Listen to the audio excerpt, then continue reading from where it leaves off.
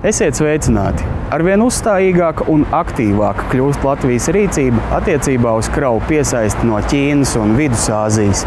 Šis Latvijas tranzīta koridoram ir ļoti būtisks jautājums, jo jau gadiem tiek runāts par to, ka Latvijai vajag diversificēt savu kravu plūsmu un mazināt atkarību no Krievijas energoresursu tranzīta. Latvijas transporta un loģistikas nozares delegācija bija devusies uz Ķīnas Čuncinas pašvaldību, kur tikās ar valsts un pašvaldības amatpersonām un biznesa vides pārstāvjiem. Tas integrētais piedāvājums, ko Latvija ir sagatavojusi attiecībā uz Ķīnu, tad tiek arī prezentēts un veiksmīgi izdiskutēts dažādos līmeņos Ķīnā. Cik man ir informācija par šīs vizītes rezultātiem, viņi vēl nav noslēgusies, bet sarunas ir bijušas ļoti konkrētas un priekšlikumi ir bijuši ļoti konkrēti. Tātad jau pat līdz konkrētām lietām, kas varētu tuvākajā laikā arī realizēties dzīvē. Paralēli satiksmes ministrijas pārstāvji piedalījās nozīmīgā augsta līmeņa transporta un loģistikas konferencē Turkmenistānā. Kas attiecās uz Turkmenistānu, tur tātad ir delegācija valsts sekretāra vietnieka vadībā un arī tiek diskutēts gan par kravu piesaisti, gan arī par sadarbību citās jomās, tā skaitā aviācijas jomā, tā skaitā šo lidojumu nodrošināšanu no Turkmenistānas, no Aškabadas caur Rīgu uz Kanādu. Katra šāda aktivitāte ir solis tuvāk mērķim – piesaistīt jaunas kravas Latvijai no Ķīnas un Vidusāzijas. Jāsaka, ka kopumā mēs aktivizēsim visas sadarbības formas ar visām Centrālā Āzijas valstīm un arī citām valstīm, kur ir nepieciešams, lai nodrošinātu uzņēmējiem papildus iespējas, papildus tirgus gan tranzīta jomā, gan arī pārvadājumu jomā, kur gan autopārvadātājiem, gan tranzīta jomā strādājušiem uzņēmumiem tiešām reāli meklēt jaunus tirgus, ne tikai, vārdos, bet arī konkrētos darbos, lai šīs iespējas materializētos dzīvē. Jācer, ka ieguldītais darbs vainagosies panākumiem, jo par Ķīnas un Vidusāzijas komerckravām domāts jau ir ļoti ilgi, bet līdz reālām un būtiskām kravu plūsmām līdz šim neesam nonākuši. Aiz skaļo ģeopolitisko notikumu muguras, kas ietekmē arī tranzīta nozari, mazāk izskanējis fakts, kas skāra lielu tiesu starptautisko autopārvadājumu dalībnieku.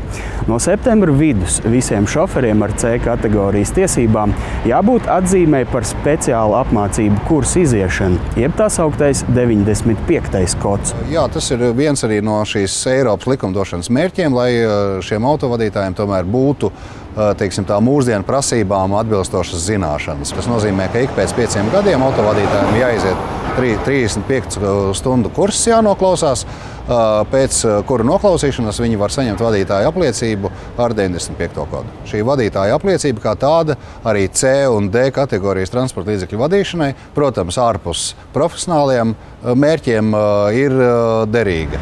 Tātad, ja ar kravu pārvadājumiem pelnat naudu, 95. kods ir nepieciešams.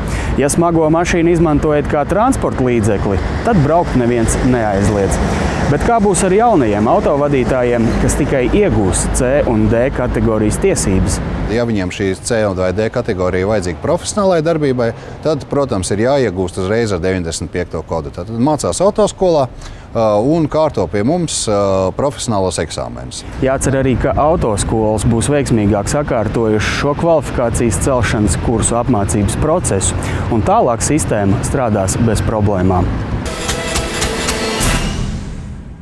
Nav noslēpums, ka maģistrālās lokomotīvas, kas velk dzelzceļa kravas Latvijas teritorijā, nospiedošā vairumā ir 20 un vairāk gadu vecas. Lai gan tās tiek rūpīgi koptas un regulāri tiek veikti visi nepieciešamie remonta darbi, tās ir morāli novecojušas. Bet lokomotīvēm, kas pieder ritošā sastāva servisam, ir ieplānoti vērienīgi renovācijas darbi. Mēs esam nonākuši pie secinājuma, kad diemžēl jaunas lokomotīvas iegāde ir samērā dārgs pasākums. Un tā kā mums jau ir zinām pieredze lokomotīvu modernizācijas jomā, izanalizējām esošo lokomotīvu parku, izvēlējāmies lokomotīvu sēriju, kurai vēl ir gana perspektīva ritošā daļa, un uz tās bāzes modernizēsim absolūti jaunu lokomotīvi ar jaunu spēku iekārtu, kas atbilst Latvijas dzelzceļa prasībām, lai varētu pārvadāt smagsvara vilcienus, kur jauda būtu uz katru sekciju 3000 zirgspēku. Patreizējo lokomotīvu jauda ir apmēram uz 2000 zirgspēku līdz 3000 zirgspēku. Bet tā jauda sadale ir tāda, ka no šo jaudīgo lokomotīvu mums patreiz hroniski pietrūkst. Vecajām lokomotīvēm darba resursus pietiktu vēl vairākiem gadiem, bet par labu renovācijai šoreiz nostrādājis ekonomiskais ieguvums. Tad lokomotīvas mūža cikls aprēķinās 30 gadi, un šo 30 gadu laikā ieguvums no vienas lokomotīvas būs vairāk miljoni. Šī lokomotīva tiks būvēta uz mūsu ražošanas platībām un tiks noslogoti mūsu darbinieki, mūsu cilvēki, mūsu speciālisti. Latvijas dzelzceļa koncernā esošajiem kravu pārvadātājiem SIA LZ Cargo jaunās lokomotīvas ļaus piedāvāt vēl konkurētspējīgāku pakalpojumu saviem klientiem. Jaunās lokomotīvas uz Latvijas dzelzceļa ceļiem mēs varēsim ieraudzīt nākamā gada nogalē, kad tās pāries uzņēmuma LZ Cargo rīcībā.